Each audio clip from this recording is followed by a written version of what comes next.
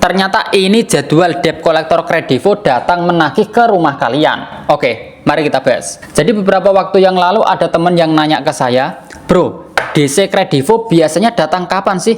Debt collector Kredivo datang ke rumah saya itu kapan sih? Karena saya telat bayar gitu." Nah, jujur aja setiap kali ada yang tanya begitu, saya cuma bisa nyengir. Bukan karena tahu jawabannya, tapi karena ya emang nggak ada rumus pastinya. Setiap orang punya pengalaman yang beda-beda.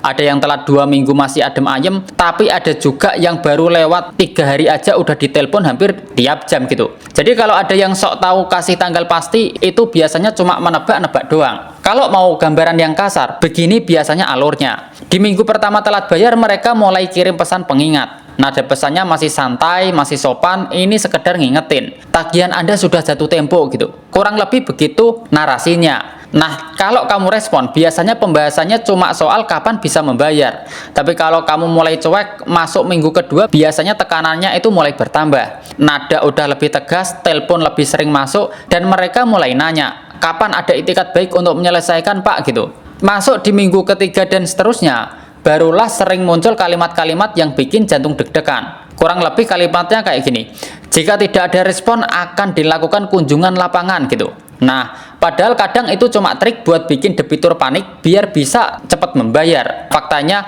nggak semua ancaman itu beneran mereka jalankan.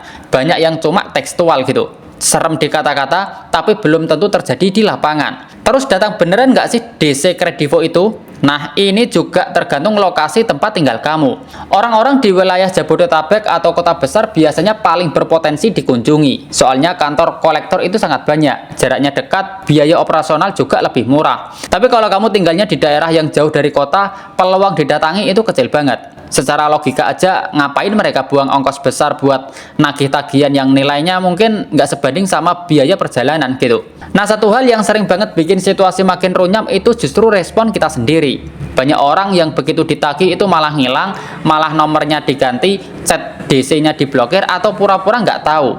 Padahal kalau kamu tetap berkomunikasi dan kamu menjelaskan kondisi kamu apa adanya, seringnya DC itu juga nggak langsung ganas. Saya pernah dengar beberapa kasus, waktu nasabah jujur bilang lagi kesulitan, itu malah dikasih kelonggaran pembayaran atau opsi cicilan yang lebih ringan. Intinya selama kamu masih mau ngobrol, peluang masalah selesai tanpa drama itu jauh lebih besar. Yang bahaya itu kalau panik terus mutusin buat gali lubang tutup lubang. Pinjam di aplikasi lain buat nutup di aplikasi Kredivo.